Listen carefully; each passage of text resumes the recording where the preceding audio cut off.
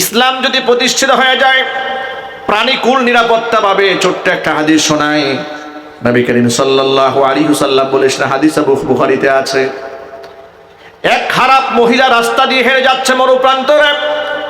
এমন সময় মহিলা দেখতে পেল ক্ষুধা এবং তৃষ্ণায় একটা কুকুর, মৃত্যুপথের যাত্রী, জমিনের মধ্যে হামাগুড়ি দিচ্ছে, ছটফট করছে। দৃশ্য দেখে মেয়েটার মায়া লেগেছে কুকুরের উপরে। মেয়েটা মনে মনে ভাবলো, যদি কুকুরটাকে একটু পানি পান করাতে পারতাম, একটু খাবার দিতে পারতাম, কুকুরটা প্রাণে বেঁচে যেত। কিন্তু খাবার পানি পাবো কোথায়? বহুত খোঁজাখুঁজি করে দেখতে পেল অদূরে একটা কুয়া আছে। কুয়ার পানি বের করা এতটা সহজ ছিল না।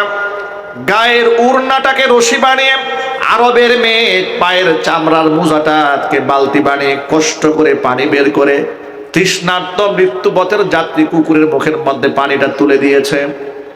কুকুর প্রাণে বেঁচে গেল, লেজ লড়াতে শুরু করলো, কৃতজ্ঞতা আদায় করলো। এ দৃশ্য মহান রব্বুল আলামিন দেখেছেন। তাম দুনিয়ার কেউ যেখানে দেখতে পান না, সেখানে কে দেখতে পান? নবীজি সাল্লাল্লাহু আলাইহি সাল্লামের কাছে জিবরিল পাঠিয়ে দিয়ে আল্লাহ পাক জানিয়ে দিলেন, ও আমার হাবিব, এই মহিলাটি সারা জীবন খারাপ কাজ করেছে, কিন্তু আমার একটা অবলা প্রাণীর উপরে দয়া করার কারণে, তাকে পানি পান করিয়ে জীবনটা ফিরিয়ে দেওয়ার কারণে, মৃত্যু পথ থেকে বাঁচিয়ে দেওয়ার কারণে আমি আল্লাহ তাআলা মহিলার জিন্দেগির সমস্ত গুনাহ খাতা মাফ করে তাকে আমি জান্নাতি বানিয়ে দিয়েছি। পক্ষান্তরে তিরমিজি শরীফের আরেকটা হাদিসের মধ্যে এসেছে, এক নামাজি মহিলা ঘরের ভিতরে বিড়ালকে আটকে রেখেছিল। বিড়ালের অপরাধ ছিল, তার খাবারের মধ্যে মুখ দিয়েছিল। এই শাস্তি স্বরূপ বিড়ালকে বেঁধে রেখেছে, খাবার দেয়নি, পানিও দেয় নাই, বাহিরে ছেড়েও দেয় না, পোকামাকড় খেয়ে বসবাস করবে। তিল তিল করে কষ্ট দিয়ে বিড়ালটাকে হত্যা করেছে। নবী করিম সাল্লাল্লাহু আলাইহি সাল্লামকে জিবরাইল মারফত আল্লাহ পাক জানায় দিল, ও আমার হাবিব, যে মহিলাটি তাহাজ্জুদের নামাজও পড়ে, পরহেজগার মহিলা, কিন্তু একটা বিড়ালকে কষ্ট দিয়ে তিল তিল করে হত্যা করেছে, ওর সারা জিন্দেগির সমস্ত আমলগুলো বরবাদ করে দিয়া মহিলাকে আমি জাহান্নামী বানিয়ে দিয়েছি। যদি বলে নাউজুবিল্লাহ। আমরা এমন একটা ধর্ম পেয়েছি, মহান আল্লাহ তাআলা আমাদেরকে এমন একটা দিন, এমন একটা জীবন ব্যবস্থা উপহার দিয়েছেন, সেখানে শুধু মুসলমানের মর্যাদাকে সংরক্ষণ করা হয়েছে তা নয়, অমুসলিমের মর্যাদাও সংরক্ষিত আছে। এমনকি মানব সভ্যতার মর্যাদা শুধু নয়, পশুর হকও সেখানে সংরক্ষিত রয়েছে। জোরে বলেন সুবহানাল্লাহ। এই জন্য আমার সব সময় সব মাহফিলে এই কথাটা বলার চেষ্টা করি, প্রিয় ভাইরা আমার, জীবনের সকল ক্ষেত্রে ইসলাম যদি প্রতিষ্ঠিত না হয়, সমাজের মধ্যে ইনসাফ প্রতিষ্ঠিত হবে না। সমাজের মধ্যে ইনসাফ আনতে গেলে কোরআন সুন্নাহর শাসন ব্যবস্থা জমিনে কায়েম করতেই হবে। ঠিক কিনা বলেন? নবী করিম সাল্লাল্লাহু আলাইহি ওয়াসাল্লাম ইহুদি আর মুসলমানের সবকিছু শুনে রায় দিলেন কার পক্ষে? ইহুদির পক্ষে রায় দিয়ে দিলেন। কপাল পোড়া মুসলমান, এটাও রসুলের সিদ্ধান্ত মানতে নারাজ। সে চলে গেছে আবু বকরের কাছে। আবু বকরের কাছে গিয়া বলে, আবু বকর, আপনার কাছে একটা বিচার নিয়ে এলাম। কার নামে বিচার? অমুকের নামে বিচার নিয়ে আসছি, আমাদের মধ্যে একটা ঝামেলা হয়েছে, আপনি একটা ফয়সালা করে দেন। ইহুদি সুকৌশলে বলে, আবু বকর, আপনি তো আমাদের বিচারটা করবেন, এই বিচার কিন্তু আগে একবার হয়ে গেছে। বলে, বিচার কে করেছে? বলে, মুহাম্মদ সাল্লাল্লাহু আলাইহি ওয়াসাল্লাম করেছেন। আবু বকর জিজ্ঞেস করলেন, তাই নাকি? বলে, হ্যাঁ। তা আল্লাহর নবী রায় দিয়েছেন, তুমি আমার কাছে সেকেন্ড টাইম একই বিচার নিয়ে এলে? তিনি বললেন, আবু বকর, আপনি শিক্ষিত মানুষ, আপনি একটু বিষয়টা ভালো করে একটু বিবেচনা করেন। আমি একজন মুসলমান, রাসূল আমার পক্ষে রায়টা না দিয়ে ইহুদির পক্ষে রায় দিল, কাজটাকে ঠিক হইল? নাউজুবিল্লাহ পড়েন। ভাইরা আমার, হযরত আবু বকর বলেন, আল্লাহর নবী যেখানে সিদ্ধান্ত দিয়ে ফেলেছেন, সেখানে আমি আবু বকরের সিদ্ধান্ত দেওয়ার কোনো সুযোগ নাই, বের হয়ে যাও আমার কাছ থেকে। তার কাছ থেকে বের হয়ে চলে গেছে হযরত উমরের কাছে। কপাল কত খারাপ দেখেন। ওমর রাদিয়াল্লাহু তাআলা আনহু প্রথমে শুনলেন, কথাগুলো শোনার পরে বললেন, আল্লাহর নবী যেখানে রায় দিয়ে দিয়েছেন, হুজুরের রায় তুমি সন্তুষ্ট হয়ে যাও। লোকটা বলে, ওমর, আপনি একজন জ্ঞানী মানুষ, আপনি একটু দেখেন, একটু বিবেচনা করেন, আমি একজন মুসলমান, আমার পক্ষে রায়টা না হইয়া চলে গেছে ইহুদির পক্ষে, এটা কোনো কথা হইল নাকি? ওমর রাদিয়াল্লাহু তাআলা আবার বললেন, আল্লাহ নবী যে রায় দিয়েছেন মেনে নাও। সে বলে না, আপনি আরেকটা বার একটু বিবেচনা করেন। বারবার পিড়াপিড়ি করছে। ওমর বললেন, তাহলে একটু দাঁড়াও, আমি ঘর থেকে রায় নিয়ে আসতেছি। বাহিরে দাঁড়িয়ে আছেন। হযরত ওমর ঘরের মধ্যে ঢুকলেন, তলোয়ার নিয়ে এলেন। এবার বললেন, আল্লাহর নবী রায় ঘোষণা করার পরেও যে ব্যক্তি সন্তুষ্ট হতে পারে না, আমার কাছে বারবার রায় চায়, সেই ব্যক্তির সিদ্ধান্ত আমি তো মুখ দিয়ে দেই না, আমি দেই হাত দিয়া। এই কথা বলে আল্লাহু আকবার বলেছে। চিৎকার করে আওয়াজ দিয়ে একটা আঘাত করেছে তার দেহের মধ্যে, দেহ থেকে কল্লাটা বিচ্ছিন্ন করে ফেলে দিয়েছে। গোটা মদিনার মধ্যে মুনাফিকরা শুরু করলো, মুনাফিকরা বলা শুরু করলো, এটা কেমন ধর্ম, এটা কেমন আদর্শ, নিজের দলের লোকদেরকে নিজেরাই মারে। চতুর্দিক থেকে শুরু হয়ে গেল, মুসলমানকে হত্যা করেছে। আল্লাহ তাআলা হযরত ওমর রাদিয়াল্লাহু তাআলা আনহুর সিদ্ধান্তের উপরে কোরআন মাজিদ আয়াত নাজিল করে বলে দিলেন, ওমর কোন মুসলমান হত্যা করে নাই। আমি আল্লাহ এবং আমার রাসূলের সিদ্ধান্তে কেউ যদি প্রশ্ন তুলে, তাহলে সেই ব্যক্তি মুসলমান থাকে না, সেই ব্যক্তি মুনাফিক হয়ে যায়। এবার আমি আপনাদের কাছে জানতে চাই, এই আয়াত থেকে কি শিক্ষা গ্রহণ করলেন? আল্লাহ যে বিধান দিয়েছেন সেখানে মুসলমানদের ইন্টারফেয়ার করার কোনো সুযোগ আছে? আরো জোরে বলেন। এই আয়াতের সাথে মিলিয়ে সূরা আহজাবের 36 নম্বর আয়াতটা খেয়াল করেন। আল্লাহ পাক বলেন, ওয়ামা কানা লিমুমিনিন ওয়ালা মুমিনাতিন ইযা কাদাল্লাহু ওয়া রাসূলুহু আমরা আইয়াকুনা লাহুমুল খিয়ারাতু মিন আমরিহিম ওয়া মান ইয়াসিল্লাহা ওয়া রাসূলাহু ফাকাদ দাল্লা দালালাম মুবিনা। আমি আল্লাহ এবং আমার রাসূল যদি কোনো সিদ্ধান্ত দিয়ে ফেলে, সেই সিদ্ধান্তই তাম দুনিয়ার কোনো ইমানদার নারী পুরুষের নিজস্ব মতামত ব্যক্ত করার কোনো অধিকার নাই। যদি কোন আল্লাহু আকবার।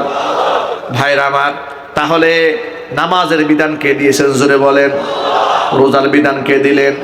হজের বিধান কে দিয়েছেন? পর্দার বিধান কে দিয়েছেন?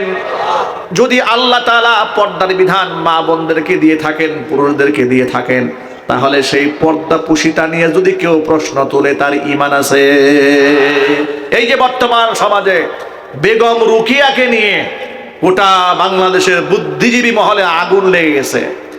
রাজশাহী বিশ্ববিদ্যালয়ে সেখানকার বিজ্ঞান বিভাগের একজন শিক্ষক মাহমুদুল হাসান, পদার্থ বিজ্ঞানের শিক্ষক, তিনি লিখেছেন বেগম রুকিয়া হচ্ছে নাস্তিক, সে হলো কাফের।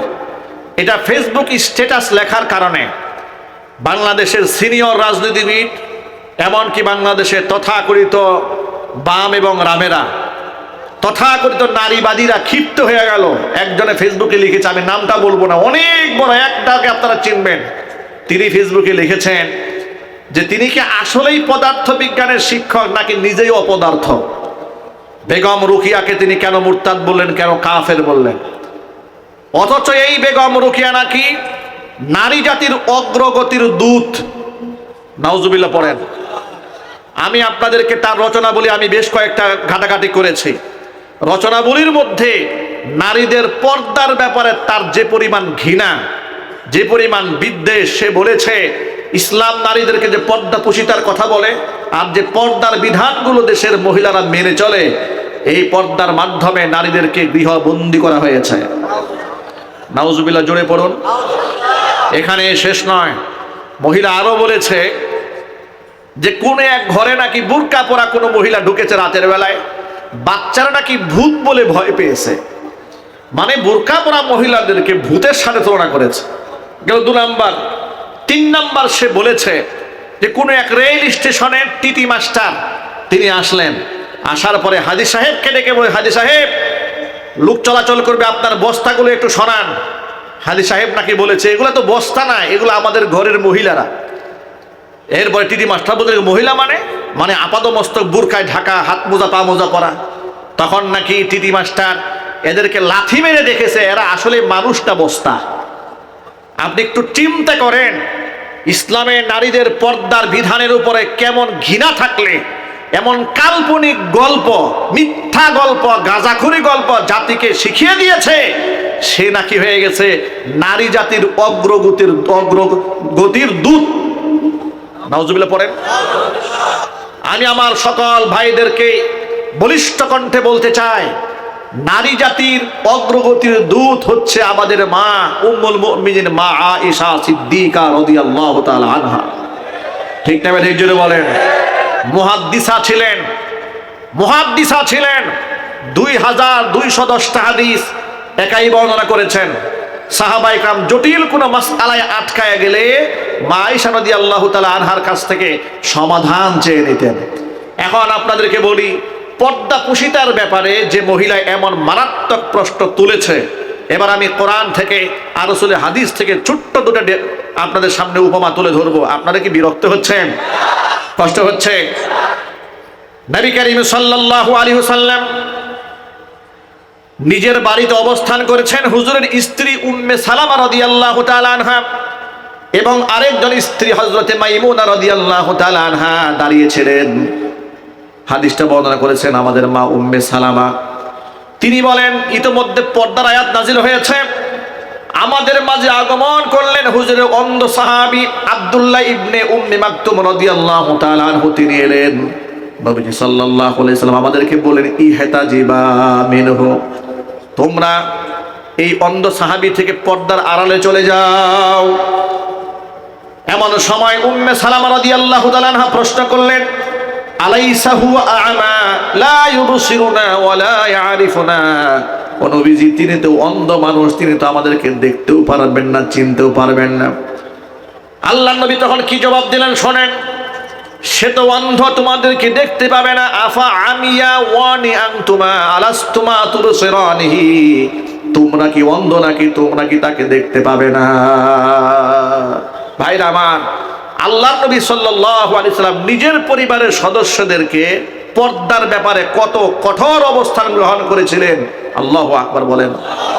অথচ সেই পর্দার বিধানে আমি যদি আপনাদেরকে ছোট্ট করে প্রশ্ন করি, ভাইরা, আমাদের মা বোনদের যদি পর্দা করে, এতে কি আমাদের মা বোনদের ইজ্জত কমে না বাড়ে? আরো যদি বলুন, কমে না বাড়ে? কয়েকদিন আগে ঢাকা শহরে মিছিল করেছে প্লে কার্ড নিয়ে, দেহ আমার সিদ্ধান্ত আমার। কোন মুসলমানের মুখ থেকে এমন ভয়ঙ্কর কথা বের হতে পারে? এগুলা হচ্ছে দেশের মধ্যে তসলিমা নাসরিনের ডিম থেকে ফুটা আন্ডা বাচ্চা। এগুলা কিন্তু দেশে আছে। কি বলে, এগুলা দেশে নাই? যদি বলতে হবে নাই।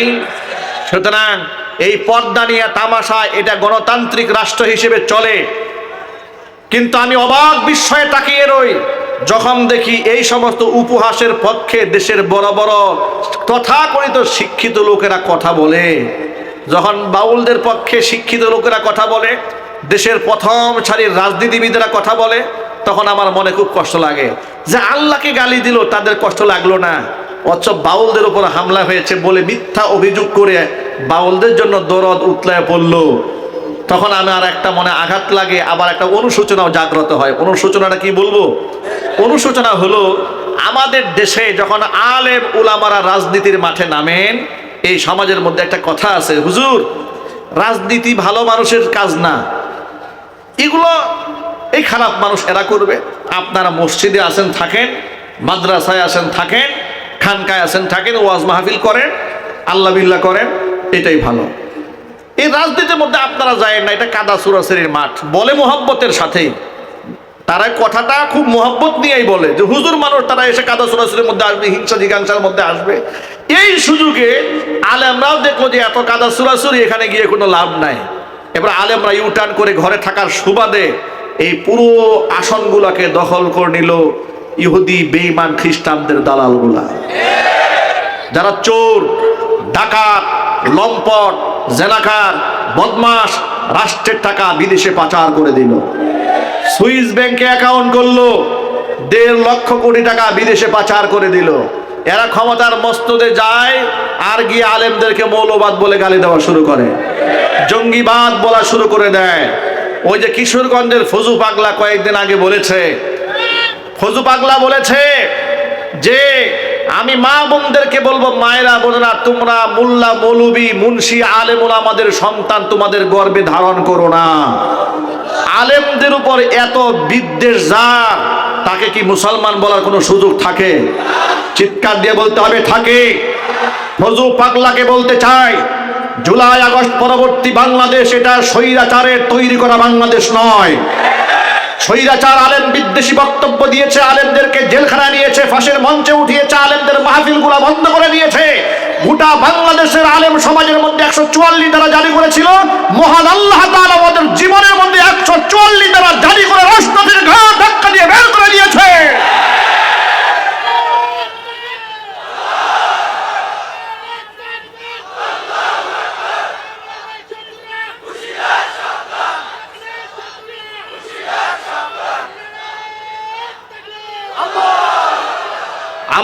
আমাদের বর্তমান বার্তা বড় স্পষ্ট। আমরা এই ময়দানে আর নাস্তিক, বেঈমান, খোদাদ্রোহীদেরকে আমরা ছেড়ে দেব না। ঠিক না ঠিক? সিদ্ধান্ত চূড়ান্ত। আলেম ওলামা তাওহীদি মুসলমান যেখানে থাকবে এবং আলেমদের নেতৃত্বে নতুন একটা বাংলাদেশ গড়তে হবে। আমরা একটা সোপান নিয়ে ঝাঁপিয়ে পড়তে চাই। আগামীর বাংলাদেশ কোরআনের বাংলাদেশ, আগামীর বাংলাদেশ ইসলামের বাংলাদেশ,